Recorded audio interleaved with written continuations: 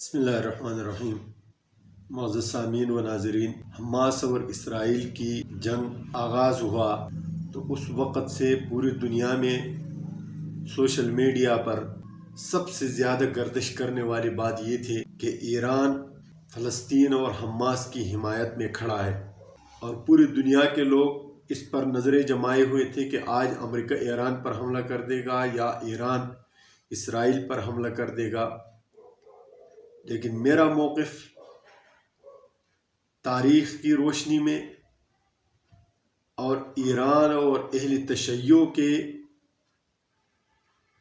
پرانے وتیرے کو مد نظر رکھ کر میرا نظریہ اور میرا تصور بالکل الگ تھا۔ میں اپنے مجلس دوستوں کے ساتھ جب بیٹھک ہوتی تو اس میں یہ شد و مت کے ساتھ اس بات کی تردید کرتا تھا کہ ایران کبھی بھی ایسا نہیں کرے گا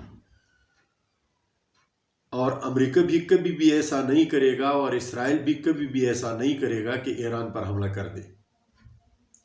اس کی چند وجوہات ہیں، اور آج جا کر میرے وہ بات درست ہوئی کہ کل سے عالمی میڈیا پر یہ خبریں گردش کر رہی ہے کہ ایران نے حماس کے حوالے سے اپنا جو موقف تھا اس سے وہ پیچھے ہٹ گیا ہے، اور پیچھے ہٹنے کی وجہ یہ ہے کہ عالمی جو پابندیاں ایران پر عائد تھی، امریکہ نے ان کو اٹھانے اور ختم کرنے کا فیصلہ کیا۔ اب ایک نظر اس بات پر ڈالتے ہیں کہ کیا اہل تشیع نے جس وقت اور تاریخ کے جس دور میں ان کی حکومتیں قائم ہوئی ہے، کیا انہوں نے کبھی کافروں سے، یہودیوں سے، عیسائیوں سے، ہندوؤں سے لڑائی کی؟ کبھی یہ ان لوگوں کے سے انہوں نے ایک بالشت، ایک گز زمین پر قبضہ کیا، وہاں پر اسلامی حکومت نافذ کی نہیں کی؟ تو چلو دیکھتے ہیں۔ ان کا ایک غداری سے اور خیانت سے بھرا ہوا تاریخ ہے۔ سب سے پہلے اہل تشیع نے جب نعرہ بلند کیا تو حضرت علی رضی اللہ تعالیٰ عنہ کی حمایت کا نعرہ بلند کیا، لیکن حضرت علی رضی اللہ تعالیٰ عنہ ان سے انتہائی بیزار تھے، ان کی خیانتوں سے، ان کی خود غرضیوں سے وہ انتہائی بیزار تھے، اور اپنے مجالس میں ان کا تذکرہ بھی کرتے تھے۔ اور یہ اہل سنت والجماعت کی کتابوں میں نہیں، ان کے اپنے کتابوں میں یہ بات نقل کی گئی ہے کہ حضرت علی رضی اللہ تعالیٰ عنہ کبھی کبھی ان سے تنگ آ کر شہادت کی دعا مانگا کرتے تھے۔ حسن رضی اللہ تعالیٰ عنہ خلیفہ بنے، اس کے خلاف یہ مختلف قسم کے پروپیگنڈوں میں اور خیانتوں میں ملوث تھے، حتیٰ کہ حضرت حسن رضی اللہ تعالیٰ عنہ کے خیمے پر حملہ کیا، ان کو شہید کرنے کی کوشش کی، اور آخر میں جا کر اس کو زہر دے کر شہید کیا گیا کہ آپ نے حضرت امیر معاویہ سے صلح کیوں کی ہے۔ پھر تاریخ نے کروٹ لیے اور انہوں نے اپنے ان گناہوں کو دھونے کے لیے یا اسلام کو توڑنے کے لیے انہوں نے حضرت حسین رضی اللہ تعالیٰ عنہ کی طرف خط لکھے۔ حسین رضی اللہ تعالیٰ عنہ تشریف لائے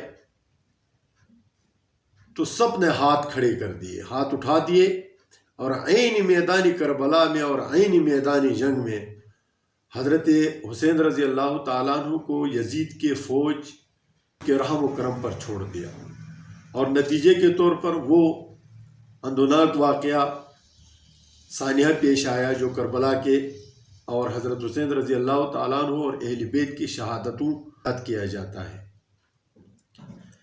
پھر تاریخ نے کروٹ لی، اور جب یہ عباسی خلیفہ ادھر بغداد پر، جب بغداد کے قریب جب منگولوں نے پڑاؤ ڈالا ہوا تھا، تو جو القمی شیعہ وزیر تھا اس نے ہلاکو خان کے ساتھ ساز باز کر کے حملہ کروایا، پورے عراق اور بغداد کی اینٹ سے اینٹ بجا دی۔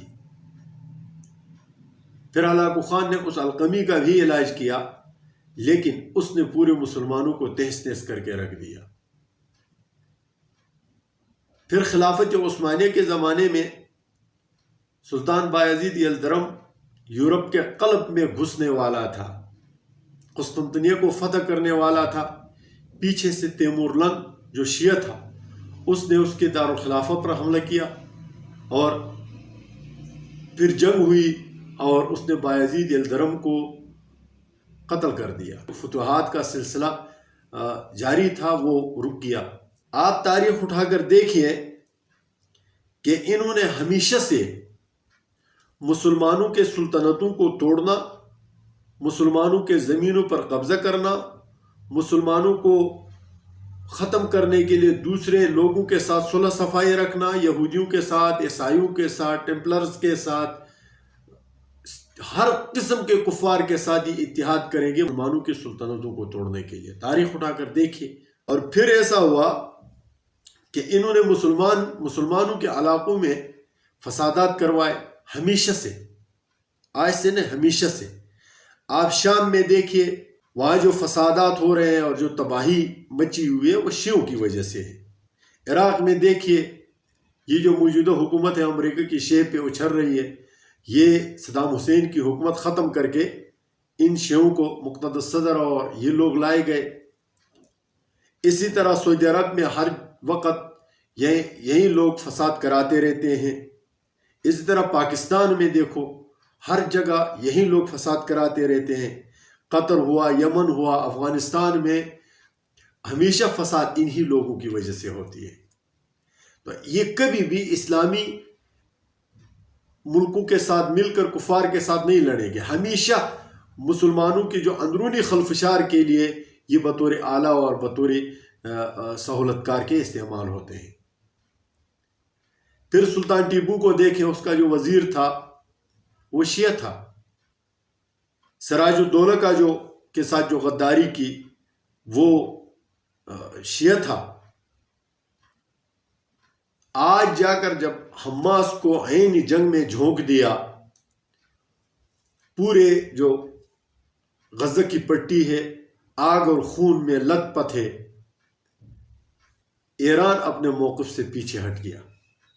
क्यों? उसकी वजह यह है, तो इसकी तारीख़ी पस मंज़र, और दूसरी बात यह है कि पूरी दुनिया ने इस पर पाबंदियाँ आयद की हुई थी। अमेरिका ने 3-4 रोज़ कबल यह अंदिया दे दिया था कि ईरान से पाबंदियों को ख़त्म कर दिया जाए। तो ईरान ने अपने उस मफाद को मद्देनज़र रखते हुए हमास को और जो सुन्नी मुसलमान जो गज़ा में थे वो जंग में मुब्तला हो गए और ईरान अपने मौक़िफ़ से पीछे हट गया। जिस मुल्क के अस्फ़हान में अब भी उन यहूदियों की एक बहुत बड़ी तादाद आबाद हो जो दज्जाल के साथ सफ़े अव्वल में खड़े होकर मुसलमानों के साथ लड़ेंगे। पूरे दुनिया से यहूदी इसराइल में जमा हुए, लेकिन ईरान के यहूदी नहीं गए। ईरान के यहूदी अपने जगह पर हैं। पाकिस्तान के कराची से गए, यूरोप से जमा हो गए, चाइना से गए, रशिया से गए, हर पूरे दुनिया के ममालिक से जो यहूदी थे वो इसराइल में जमा हो गए। लेकिन ईरान के जो अस्फ़हान के यहूदी थे, जिनके बारे में हुजूर सल्लल्लाहु अलैहि वसल्लम ने फरमाया कि 70,000 अस्फ़हान के यहूदी जो तालस पहने हुए, मखसूस किस्म की टोपी पहने हुए, वो दज्जाल के यानी मुक़द्दिमतुल जैश में होंगे। ऐसा मुल्क इसराइल के ख़िलाफ़ नहीं हो सकता। ऐसा मुल्क इसराइल का जो बाप है अमेरिका, उसके ख़िलाफ़ नहीं हो सकता। ये सिर्फ मुसलमानों को लड़ाने और फंसाने के लिए आले के तौर पर इस्तेमाल होता है। अल्लाह ताला हमें हक़ बात सुनने, समझने और बोलने की तौफ़ीक़ इनात फरमाए। अस्सलामु अलैकुम व रहमतुल्लाहि व बरकातुहू।